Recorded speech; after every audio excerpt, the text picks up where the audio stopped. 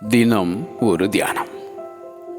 நான் கர்த்தர், எனக்கு காத்திருக்கிறவர்கள் வெட்கப்படுவதில்லை.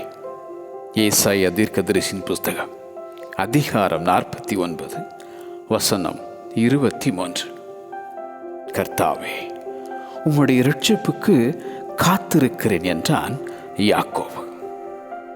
கர்த்தாவே, காலையிலே உமக்கு நேரே வந்து ஆயத்தமாகி காத்திருப்பேன் என்றான் சங்கீதக்காரனாகிய தாவீது.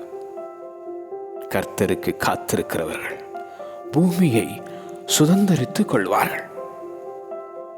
அவருக்கே காத்திரு, அவர் உன்னை இரட்சிப்பார். கர்த்தருக்கு காத்திருக்கிறவர்கள் புதுபலன் அடைந்து கழுகுகளைப் போல செட்டைகளை அடித்து எழும்புவார்கள். அவர்கள் ஓடினாலும் இளைப்படையார்கள், நடந்தாலும் சோர்ந்து போகார்கள். திடமனதாயிருந்து அந்த கர்த்தருக்கே காத்திரு, காத்திரு, அவர் உன்னை ரட்சிப்பார், உன்னை வர்த்திக்க பண்ணுவார். நீ குறுகி போவதில்லை, உன்னை மகிமைப்படுத்துவார், நீ சிறுமைப்படுவதில்லை.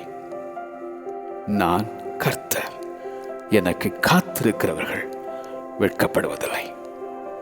நான் கர்த்தர், எனக்கு காத்திருக்கிறவர்கள் வெட்கப்படுவதில்லை. ஆமென்.